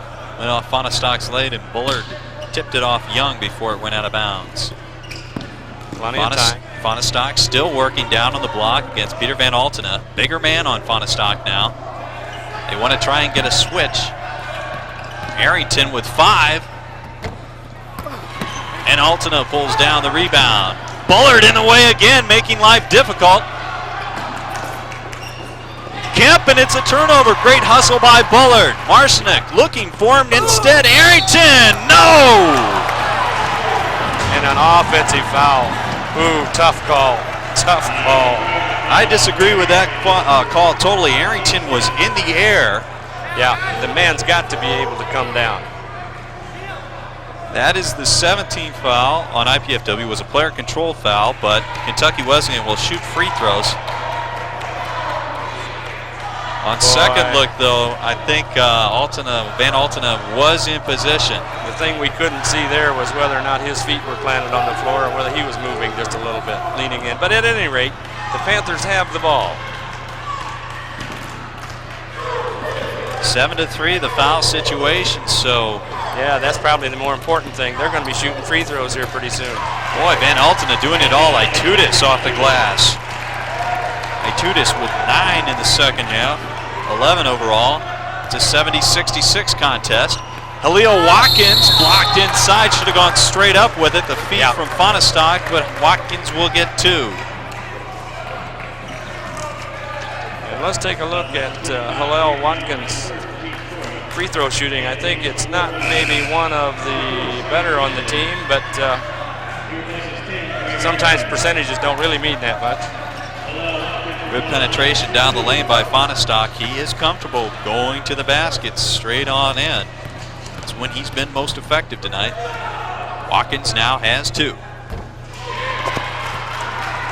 And he looks like he's a card member of the Masonry group. Yep. Halil's got to Masonry step up Union here. 112 on that shot. As another. Herb Arneson going to check back in. Mark Logston coming out. And I think that's a substitution that shouldn't be made, but the officials allowed it. Once the shooter has the ball in his hands, they should not take the ball back from him. More importantly, it's an error on the part of the shot clock performer for IPFW. Oh, boy, Bullard thought he had a foul there on the rebound. Yeah. Didn't get the call. 70-66. Kentucky Wesleyan, another chance to dip in down to the lead. They have not had the lead since it was tied at 51. It's 7:55 or 17:55 rather left in the first half. There's now 8.5 to go. And just great defense being played right now, man-to-man by IPFW. Lamb Bullard a little late with a double team that time. Kemp now over to Arneson, free for 3. Wrong guy to leave open. And he can stroke it from out there. He had 4 threes in the first half. That's his 5th 3 of the ball game. 70-69 contest. Halil Watkins got away with the travel. No, he didn't get away with it because you got to think that Scott Simmons has got to come in here pretty soon. Jason Burkhart coming in. Watkins coming out.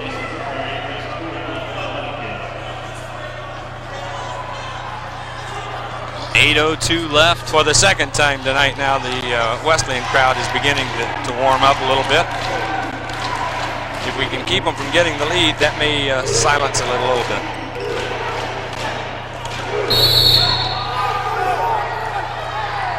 What a smart play that time, a heady play. Peter Van Altena. Yep. Shoving off on Russ Martinick, and he's about twice the guy's size. Smart play by Marcinick. Just set up there, took the charge. Knew Altena was going to swing through the middle. It's still going to be one more foul before IPFW is in the one-on-one bonus shooting situation. Keep possession.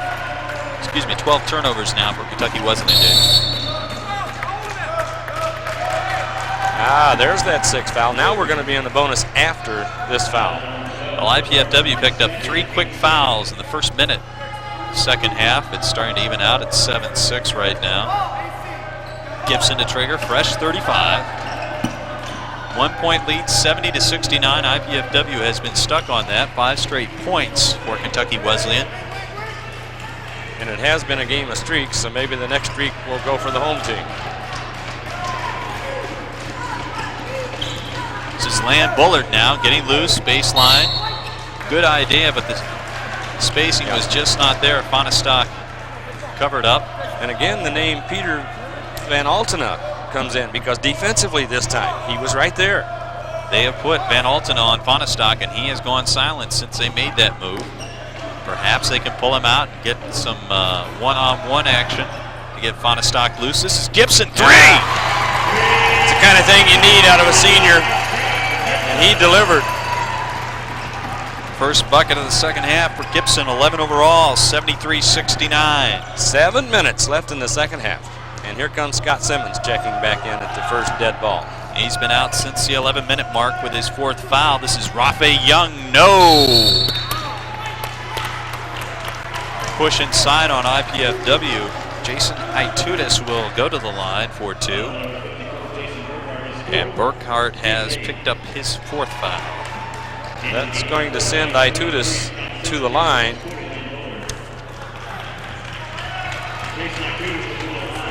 Lamb Bullard coming out. Jermaine Williams, number 44, checking in. And Jason Itutis going into the ball game tonight was a 73% free throw shooter, so pretty good. Simmons in for Bullard. Burkhart out. Williams in. And Rafe Young with the rebound. Williams. Great play that time by Gibson. Yeah, Itutis sprawled on the floor. Gibson just throws it off him. Second time we've seen that in the last 3 minutes by IPFW. If there's a seamstress in the house, Itutis might need a little tuck taken in the waist of his pants. They look like they're about ready to fall down. Yeah, maybe he likes it that way. As always, Dave Skelton on top of the game. This is Marcinick out on top. Simmons trying to get the ball down inside. Bonastock swings free. 2 straight excellent offensive possessions by the Mastodons. And what a good looking set that was. Bonastock coming all the way from the other side. 2 picks set down low on the block for him, swinging free. Got a piece of Arneson's shot. Williams was out of bounds though. Can't fault the hustle. 75-69 IPFW, 6:04 left in the contest. Carlos Skinner in the contest for Van Altena. And anytime you can get that big number 44 on the bench, Kentucky Wesleyan, that will be appreciated. Yeah, I like it. I like it.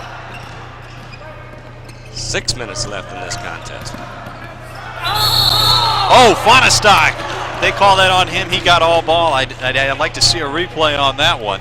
We may get a chance here in a moment. It's one of those probably where, from the officials' point of view, there was some body contact. But boy, well, you can't get a good look at it there, but it looked like there was plenty of space between the body and Arneson's shot there. He went on the top of the ball. Yeah.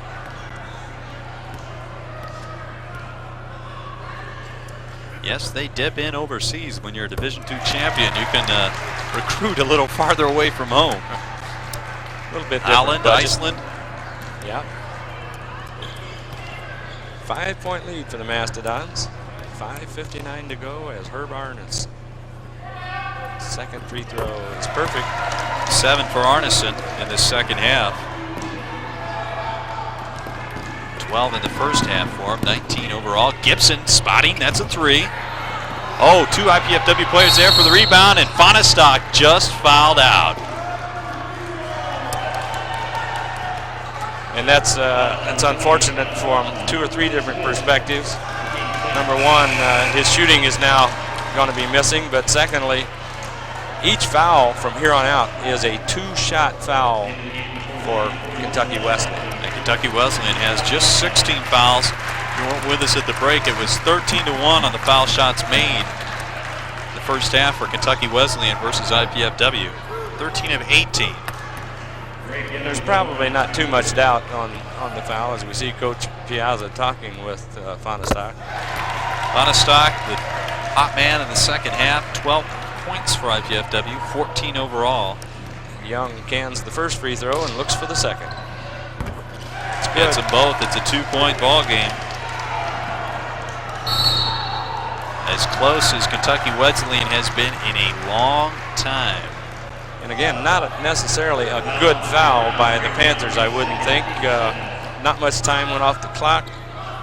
Not much opportunity really to steal the ball, but Russ Marcinick with an excellent opportunity here to regain that 2 points that was just lost.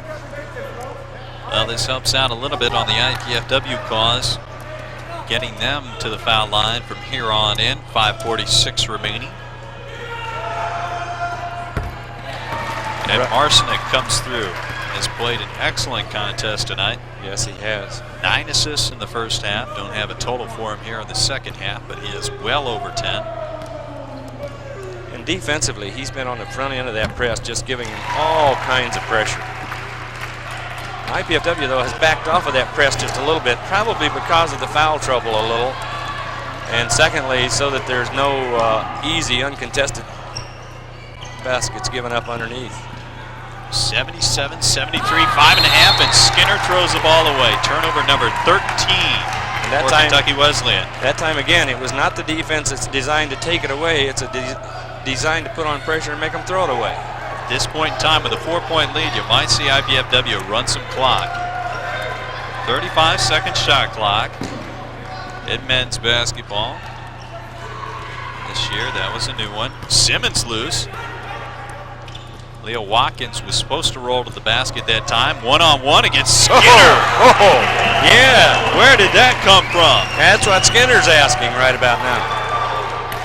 Big basket. Big basket. Strong post-up move, 79-73. 5 minutes to go. IPFW has not lost the lead in the second half. Arneson in trouble in the air. Did he get bailed out? Now the officials are looking at each other to see who to call what foul on. And it could very well be a foul on either of the two two ball clubs. Looks like maybe they're going to call. They're going to keep it at that end. Marsnick's going to pick up the foul. They're discussing it right now. It's on Arneson. Arneson coming the other way. Let's see the replay one more time if we could again. If we could roll that one more time. That is a critical play. But I think I have to agree with that one because it was one that there was lots of purple in there, and Russ Marcinick got knocked down. Going to see that replay again. Yes. Yeah, no doubt about it. And if it goes the other way, you can't expect it, I guess, to go the other way. The gentleman with the ball called that play. At home. And Russ Marcinick again with another opportunity for the Mastodons. We're just under 5 minutes to play. Mark that one down. It was 79-73 at the 4:52 mark. There you got a clear view of it. Marcinick at position. For the foul not to be called on Arneson, it would have had to have been called before that contact on somebody else getting Arneson on the way in. But Russ Marcinick did a great job with his 4th consecutive free throw. 12 for Marcinick, an 81-73 lead, a possible 4-point swing. Now the defense must come through, and they're doing a good job. Boy, this team is not playing like the number 3 team they were ranked before their loss to St. Joseph's last week. Steal by Leo Watkins, can't control it. It's all right, it's great effort, good effort. He cut off the passing lane. Good overplay that time by Watkins, but he must be a little wary of the overhead pass. They like to go over the top of him. And again, Peter Van Altena could have been the recipient of that one. Only 10 on the clock. Altena looking to go up with it. Down to 7 inside. They try to go over the top, and Watkins steals again. And he made an excellent decision, giving the ball up to a guard who can handle the ball, bring it down, set up the offense. Andy Piazza holding up 3 fingers. They're going to be 3 men outside now. Up high, going to run some clock. 15 on the clock, 4:02 left, and a timeout by Andy Piazza. Has control of this contest. 8-point lead, 81-73, and Lan Bullard getting ready to check in for the Mastodons. You know, there's lots of little things you can look at in a ball game that are so important. But one of those has been what Russ Marcinick has done at the free throw line here the last 2 times up, because it's the 1-and-1. So he had to hit that first one to get the second. Another foul, and then we're going to be into where we'll get those 2 shots no matter what. 4-4 for Russ Marcinick on the free throw attempts. Well, the College Cable Access Program Guide provides information about our programming, including IPFW sports telecast. To receive your free Channel 6 program guides, enter your name, address, and zip code too. They are on your screen, Channel 6 at IPFW, 2101 Coliseum Boulevard East, Fort Wayne, Indiana, 46805 is the zip. Or you can give us a ring at 481-6000. Well, this ball game tonight is a little bit reminiscent of the game a year ago here at IPFW against Kentucky Wesleyan, when the Mastodons finally got the monkey off their back and beat Kentucky Wesleyan for the first time. But it had been a tight ball game that night. Somewhere here we've got a box score on what that night looked like. And the final score that night was 81-67, so we don't have that kind of spread yet. But IPFW playing very tough with 4:02 to go and an 8-point lead. 15 on the clock and the ball. IPFW in control right now. And Piazza checking on the timeout situation for IPFW. I believe they have 2 left this half. Simmons to trigger. The IPFW fans are into it now. somehow those Kentucky Wesleyan fans got quiet a little bit ago. It's been a game of streaks in IPFW now, and breaking out 6 straight points. Bullard with an assist from the little guy, Russ Marcinek. Who else? Russ Marcinek, the man on the spot, driving down in the paint, think he has nowhere to go. Bullard hits the high archer. It's an old cliche, but the little guy has really played big tonight. Defense really tight, not giving anything real good, and that was a tough shot. That was a tough shot. Kentucky Wesleyan knows that they're in a tough spot right now because they went to score and having to use a timeout now. There's still 3:26 left on the clock. And they only get 1 point off the change of possession there.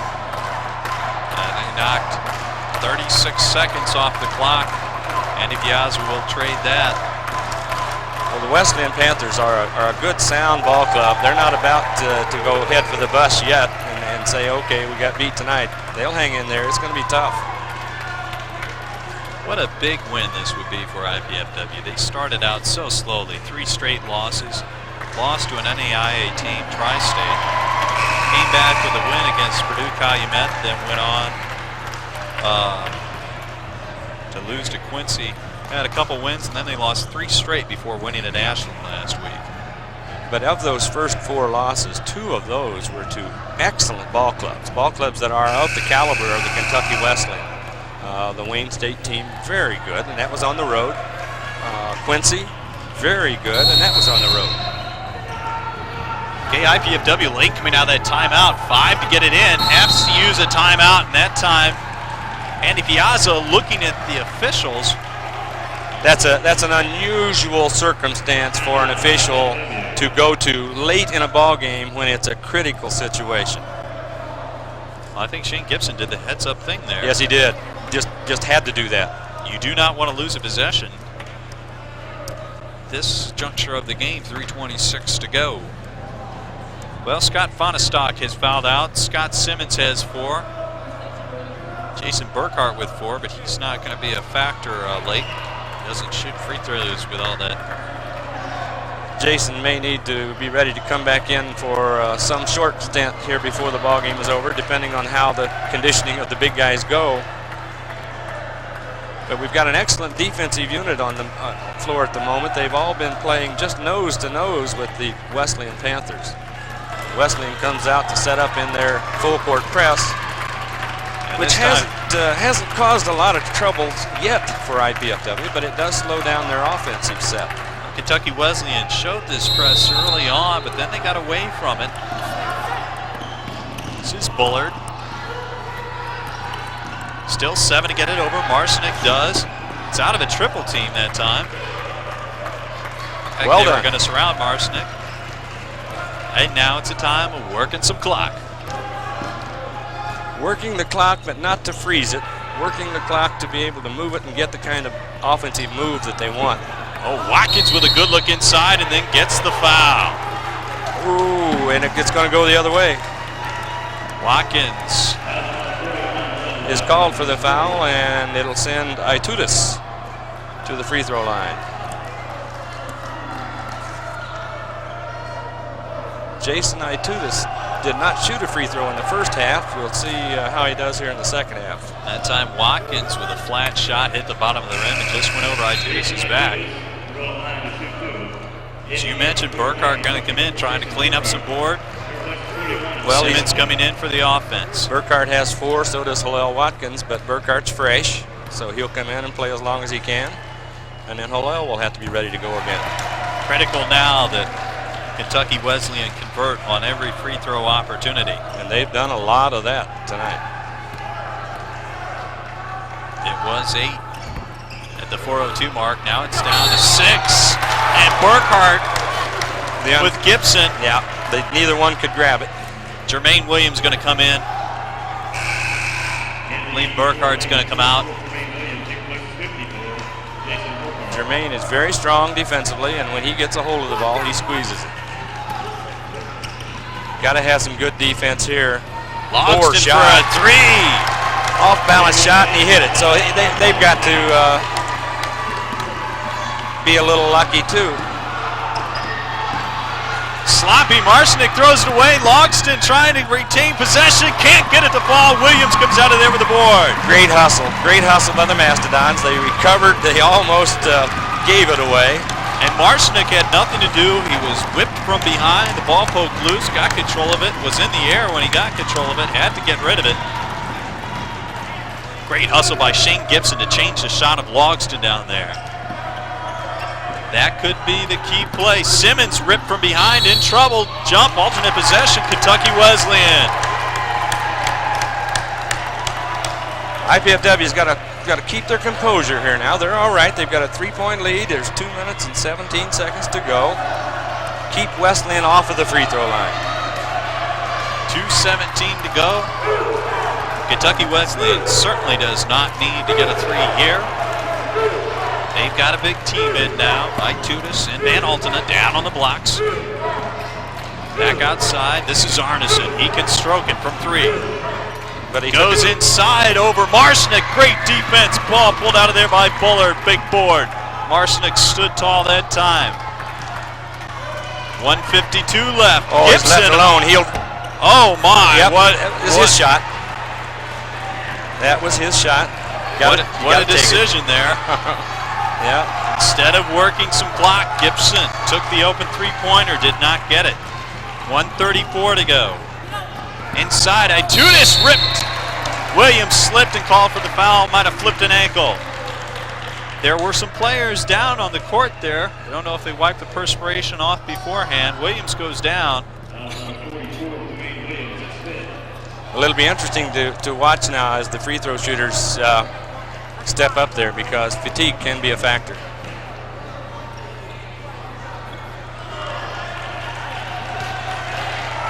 Itutis goes to the line. Jermaine Williams not only hurt his ankle, but fouled out of the ball game. Strong effort by Williams tonight, and 4 points all in the second half, but did a great job on the boards. And the back of the rim for Itutis. Yeah. A big miss.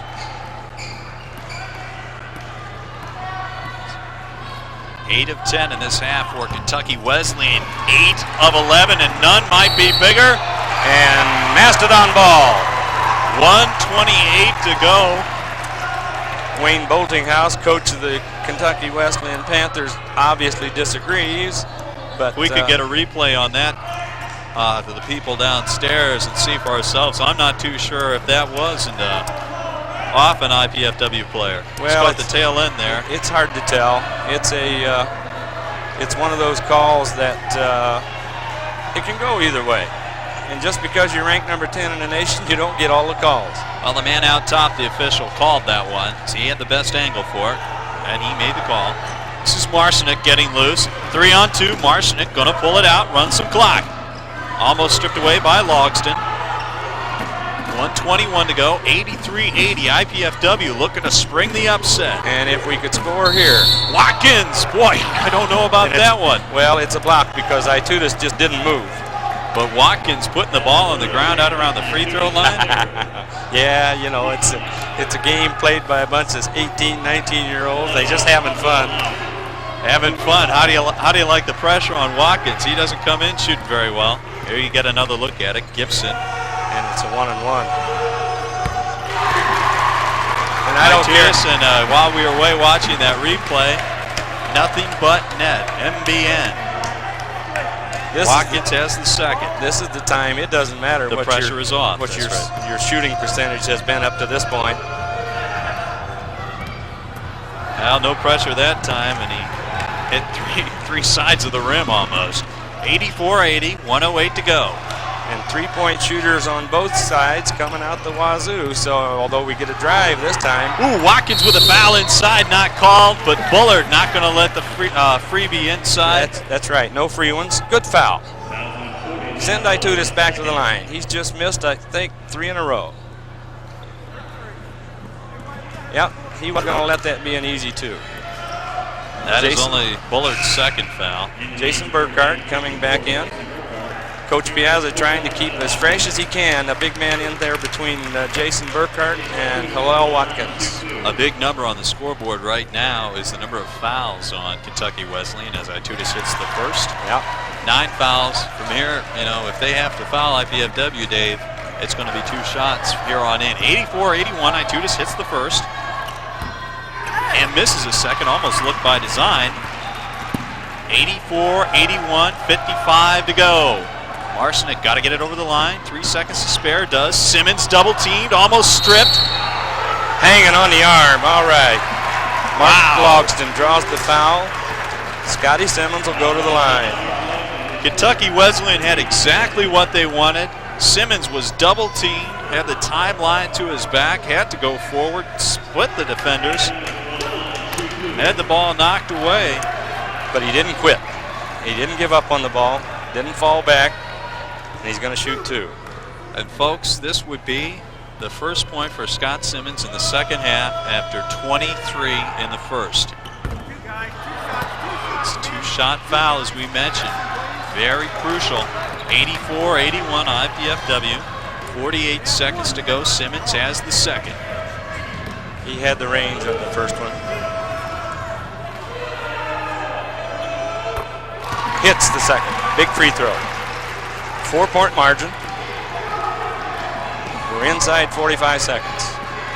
And the defense is just great, although they let wide open. Marcinick let Logston hit it. Big board. Shane Gibson. Now they can work the clock. Only a 4-second differential, and they're going to win it from the foul line if possible. And it's they're sending the big little man up there, who's he's had a heck of a ball game. Dave, the players of the game, should IPFW win this, Russ Marcinick and Scott Simmons, would you agree with that? No doubt about it. Those two guys have done different things throughout the course of the game that have been just absolutely essential to the success of this ball club here tonight. Win or lose. The reach around that time. Rafe Young had no choice, had to foul. Shot clock off, the rest of the game, just 33 seconds left. Marcinick with the freebie.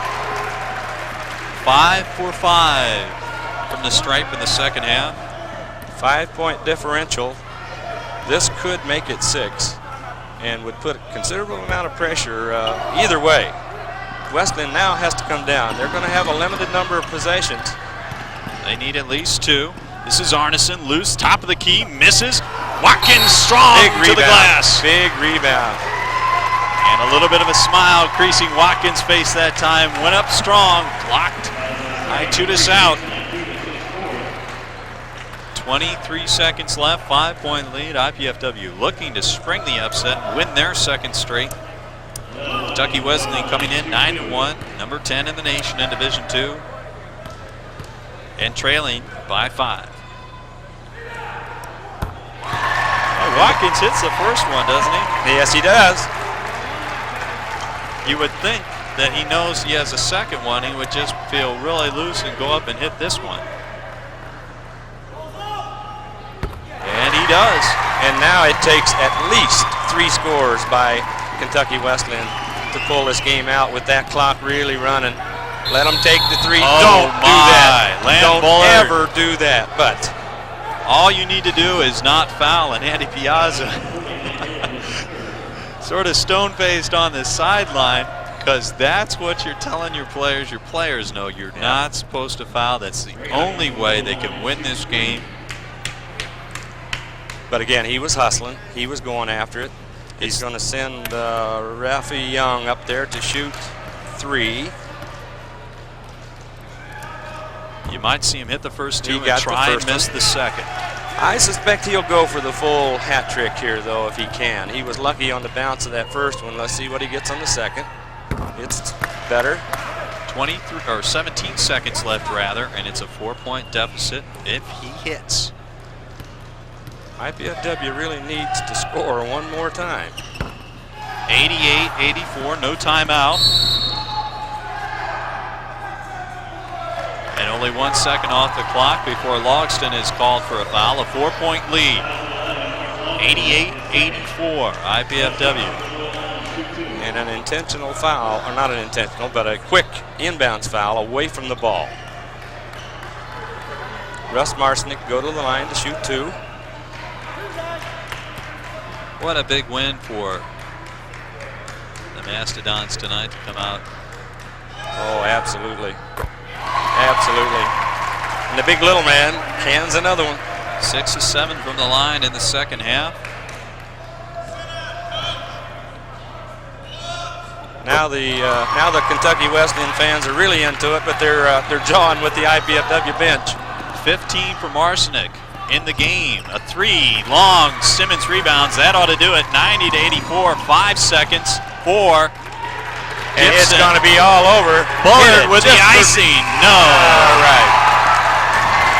Almost as good a feeling as a year ago. 2 in a row. We played well. It was a great ball game. A great ball game for these IPFW Mastodons. Because this puts them right in the thick of things. They've played a couple of tough games already on the road. It's going to be a fun conference this year. Southern Indiana coming in here Saturday night. What a big win. What a big win. Scott Simmons, 24. Russ Marcinick, 15 points. We'll check the assists. There's your final. An upset. Number 10, Kentucky Wesleyan, falling to IPFW, 90 to 84. We're going to take a timeout right now, see if we can get Scott Simmons and Russ Marcinick on the floor for you.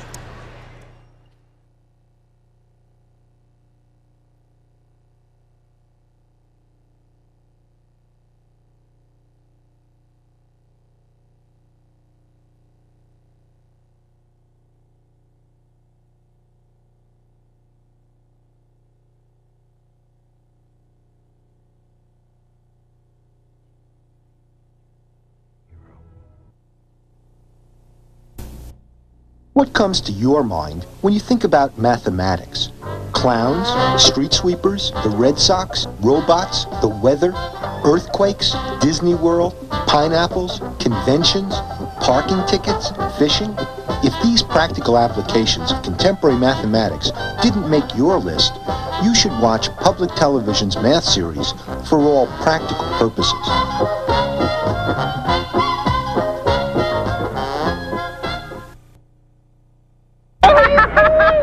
You made it! Hey, I couldn't have gotten through physics without you. Yeah, well, you're on your own at college. It's not fair. That's all right. I'm going to get a job, you know. I'm start working, I'm save. And I'll be in college in another year or 2. So, what do you have planned, Mike? I think I'm going to go home and make a sandwich. Okay. Support the United Negro College Fund. A mind is a terrible thing to waste.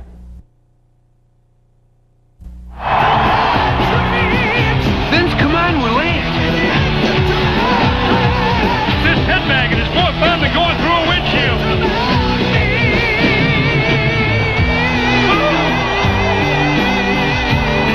Good night from Iron Maiden. Drive home safe. Remember to strap yourselves in with your safety belts. You don't want to end up like Eddie. Belt up. Don't be a dummy. Time for a little math test. What's the common denominator of the following situations? Time's up, and the answer is algebra. Not what you expected? Neither is the new PBS series I'm hosting. I'm Saul Garfunkel, and the series is called In Simplest Terms. Join me as we bring college algebra down to earth.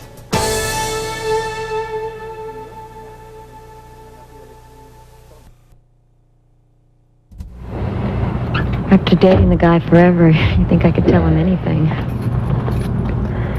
Why is this so hard? I'm really scared. It takes a lot of guts to tell someone he's too drunk to drive.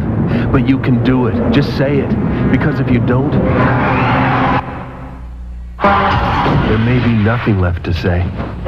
Kevin, I'm gonna drive. Take the keys, call a cab, take a stand. Friends don't let friends drive drunk.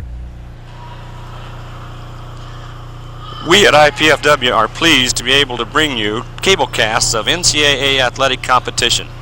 We hope you've enjoyed the show and the excitement of intercollegiate sports from IPFW. To provide such programs, we need your support. With the help of many volunteers, we are able to produce these programs at a relatively low cost. Your contribution will help defray the production costs not covered by Channel 6 budget. The College Cable Access Center invites you to invest in quality college programming by sending your contribution to the following: Channel 6 at IPFW, 2101 Coliseum Boulevard East, Fort Wayne, Indiana, 46805. And we now go down to the floor for Dandy Don presentations tonight's game.